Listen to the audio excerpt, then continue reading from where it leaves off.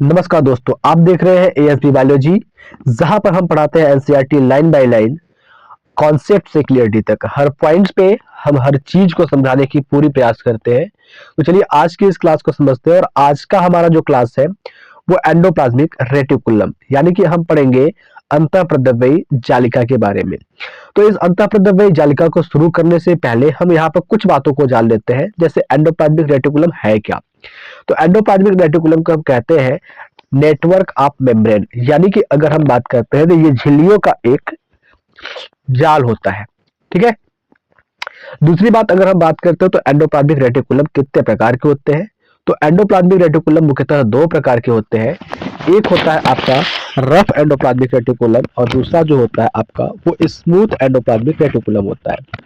तो rough endoplasmic reticulum की अगर हम बात करते हैं तो रफ एंडोप्लाज्मिक रेटिकुलम जो होता है वो प्रोटीन सिंथेसिस में मदद करता है। कहने का मतलब कि वो प्रोटीन बनाने के लिए काम करता है। वहीं पर दूसरा, अगर हम स्मूथ एंडोप्लाज्मिक रेटिकुलम की बात करते हैं, जो स्मूथ एंडोप्लाज्मिक रेटिकुलम होता है उसका काम होता है लिपिड सिंथेसिस। ठीक है, यानी कि लिपिड को बनाने का काम करता है। और डिटॉक्सिफिकेशन, यानी कि सेल के अंदर जो भी टॉक्सिक सब्सटेंस होते हैं उन सभी को खत्म करने का काम करता है। दूसरी बात, अगर हम बात करते हैं तो ये पाया कहाँ पर जाता है, तो ये कनेक्ट होता है न्यूक्लियर मेम्ब्रेन से, यानी कि जो केंद्रक की झिल्ली होती है वहां से ये कनेक्ट होता है, उस पर ये लगा होता है। तीसरा, अगर इसके हम फंक्शन की बात करते हैं तो ये सपोर्ट करता है, ट्रांसपोर्ट करता है, सिंथेसिस करता है और डिटॉक्सिफिकेशन करता है। तो चलिए अब शुरू करते हैं एक एक लाइन को समझने की प्रयास और हर पॉइंट को आपके दिमाग में बैठाने की पूरी तैयारी करते हैं। चलिए शुरू करते हैं बिना किसी देरी से, कॉन्सेप्ट से क्लियरिटी तक। तो सबसे पहले अगर हम बात करते हैं तो electron microscope studied of eukaryotic cell, ठीक है, revolve of the presence of network और reticulum of teeny tubular structure scattered in the cytoplasm that is called endoplasmic reticulum. कहने का मतलब एकदम साफ साफ है कि इलेक्ट्रॉन माइक्रोस्कोप जो था उसने प्रोकैरियोटिक सेल की स्ट्रक्चर को पढ़ा और प्रोकैरियोटिक सेल की स्ट्रक्चर को पढ़ते दौरान वहां पर मिला कि साइटोप्लाज्म में नेटवर्क था एक, या फिर हम कह सकते हैं कि एक रेटिकुलम था पतले पतले ट्यूब्स का, जो कि स्कैटर्ड था साइटोप्लाज्म में। उसको उन्होंने कहा एंडोप्लाज्मिक रेटिकुलम कहा। हेंस तब endoplasmic reticulum divides in intracellular space into the distinct component like luminine inside endoplasmic reticulum and extraluminal cytoplasm component. यानी कि अगर हम बात करते हैं जो एंडोप्लाज्मिक रेटिकुलम है उसको दो भागों में डिवाइड किया गया, इंट्रासेलुलर और एक्स्ट्रासेलुलर। ठीक है, इंट्रासेलुलर की अगर हम बात करते हैं तो इंट्रासेलुलर में क्या आता है, वे कंपोनेंट होते हैं इंट्रासेलुलर में जो एंडोप्लाज्मिक रेटिकुलम के अंदर की ओर पाए जाते हैं। यानी कि अगर हम बात करते हैं इस तरीके से एक जाल बनाते हैं एंडोप्लाज्मिक रेटिकुलम का, इस तरीके से अगर हम एंडोप्लाज्मिक रेटिकुलम को बना लेते हैं, ड्रॉ करते हैं, तो अंदर चीजें जो पाई जाती है, ठीक है, एक मिनट, ये जो अंदर चीजें पाई जाती है इसको उन्होंने कहा इंट्रासेलुलर, और बाहर जो चीजें पाई जाती है इसको उन्होंने कहा एक्स्ट्रासेलुलर। तो इंट्रासेलुलर और एक्स्ट्रासेलुलर की अगर हम बात करते हैं लाला, तो इंट्रासेलुलर और एक्स्ट्रासेलुलर में क्या चीजें आती है उसको समझते हैं। देखिए, इंट्रासेलुलर में क्या आती है, एक स्पेस होता है जो क्या होता है एंडोप्लाज्मिक रेटिकुलम के अंदर होता है, जिसको हम कहते हैं ल्यूमिनल। ठीक है, इनसाइड ऑफ एंडोप्लाज्मिक रेटिकुलम। और एक्स्ट्रासेलुलर की बात करते हैं क्या होता है, साइटोप्लाज्म पाया जाता है, यानी कि साइटोप्लाज्म का जो कंपार्टमेंट होता है उसमें बांटा गया। आगे हम बात करते हैं तो आगे क्या लिखा है कि the endoplasmic reticulum often showed ribosome attached to their surface.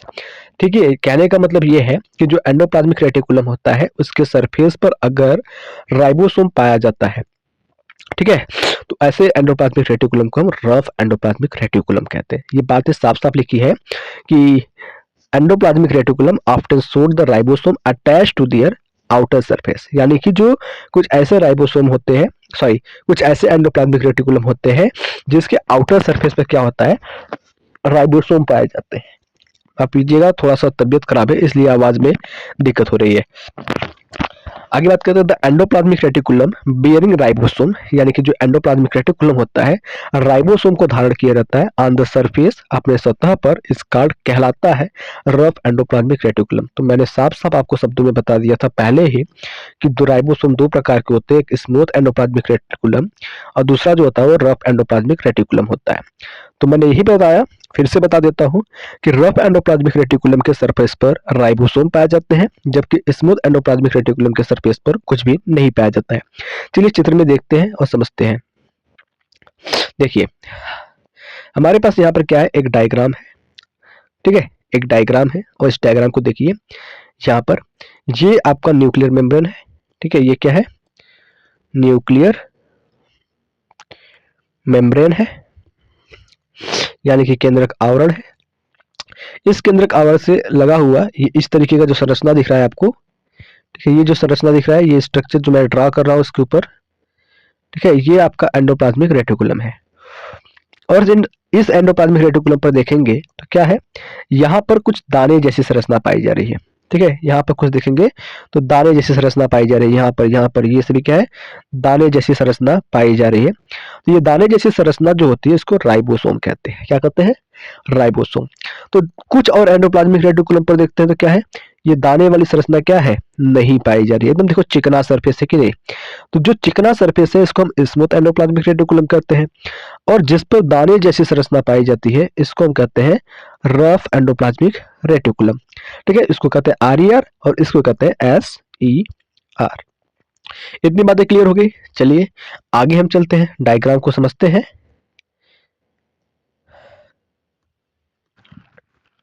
Okay, तो यहाँ पर देखिए, जैसा कि मैंने अभी बताया आपको कि कुछ ऐसे एंडोप्लाज्मिक रेटिकुलम होते हैं जिनके सरफेस पर क्या होता है, राइबोसोम नहीं पाया जाता है, यानी कि राइबोसोम क्या होता है, कंप्लीटली अब्सेंट होता है।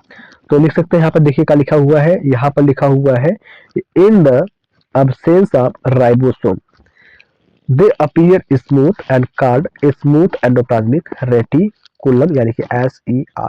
इसकी बात हो रही है, ठीक है, इसकी बात हो रही है।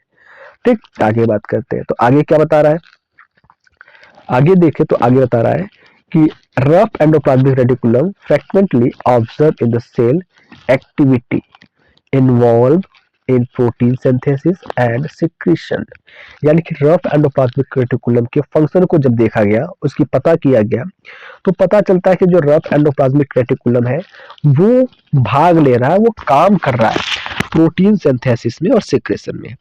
दे are extensive and continuous with the outer membrane of the nucleus, यानी कि ये क्या है, एक्सटेंसिव भी है, ठीक है, और साथ ही साथ क्या करते हैं, ये कंटिन्यूअस काम करते हैं with outer membrane of nucleus.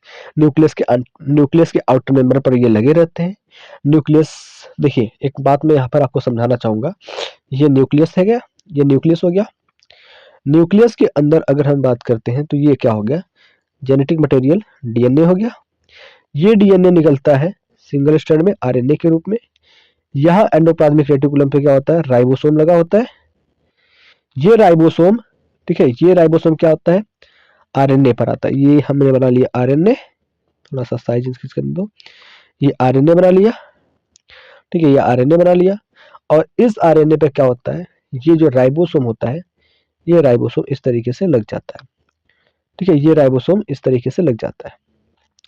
अब ये राइबोसोम क्या करेगा, कोड करेगा, ठीक है, एमिनो एसिड का, किसका, एमिनो एसिड का कोड करेगा, ठीक है, एमिनो एसिड का कोड करेगा। और आपको पता है कि 20 एमिनो एसिड जब मिलते हैं, ठीक है, 20 एमिनो एसिड जब मिलते हैं तो क्या बनाते हैं, वो एक प्रोटीन बनाते हैं। 20 एमिनो एसिड जब मिलेगा तो क्या होगा, एक प्रोटीन बनता है। तो ये राइबोसोम क्या करता है, एमिनो एसिड का कोड करता है। और ये एमिनो एसिड पेप्टाइड बॉन्ड के द्वारा, ठीक है, पेप्टाइड बॉन्ड के द्वारा क्या होते हैं, बध जाते हैं। और पेप्टाइड बॉन्ड के द्वारा बधते हुए जुड़ते हुए 20 एमिनो एसिड जब हो जाएगा तो एक प्रोटीन बन जाता है। बात समझ में आया। चलिए आगे देखते हैं क्या लिखा हुआ है। द स्मूथ एंडोप्लाज्मिक रेटिकुलम, बात हो रही है स्मूथ एंडोप्लाज्मिक रेटिकुलम की। The smooth endoplasmic reticulum is major site, बहुत बड़ी स्थान होती है फॉर सिंथेसिस ऑफ लिपिड। यानी कि स्मूथ एंडोप्लाज्मिक रेटिकुलम का जो मेन काम होता है वो क्या करता है भाई, लिख सकते हैं smooth endoplasmic reticulum equal to क्या होता है, लिपिड सिंथेसिस। लिपिड सिंथेसिस, बात समझ में आई। आगे इन एनिमल यानी कि जानवरों में बात कर रहे हैं, cell lipid like steroid hormone are synthesized in smooth endoplasmic reticulum. देखिए वैसे अगर हम बात करते हैं तो क्या होता है, जो आपका स्मूथ एंडोप्लाज्मिक रेटिकुलम होता है उसका काम जो होता है क्या करता है, उसका काम जो होता है वो लिपिड सिंथेसिस का होता है। यानी कि जो स्मूथ एंडोप्लाज्मिक रेटिकुलम होता है भाई, स्मूथ एंडोप्लाज्मिक रेटिकुलम का क्या काम होता है, लिपिड सिंथेसिस करना होता है। लेकिन अगर हम बात करते हैं एनिमल सेल में, तो यहाँ पर एक हार्मोन निकलता है जिसका नाम है स्टेरॉइड। क्या नाम है, स्टेरॉइडल हार्मोन। तो एनिमल सेल में क्या होता है, स्टेरॉइडल हार्मोन का स्राव होता है। तो आई होप ये क्लास आपको अच्छा लगा होगा और हर पॉइंट आपकी क्लियर हो गई होगी। माफी चाहूंगा मैं आवाज धीमी रखने के लिए, बिकॉज मुझे बहुत ज्यादा फ्लू हुआ है, नाक एकदम बह रहा है, तो इसलिए मैं ज्यादा तेजी से बोल नहीं पा रहा हूँ, गला भी मेरा खराब है। कोई बात नहीं, मैंने आपको आपका क्लास दिया, आप उस क्लास को देखिए। कोई डाउट हो तो आप हमें कमेंट में आइए, बताइए, मैं उसके डाउट को या आपके डाउट को क्लियर करने की पूरी प्रयास करूंगा।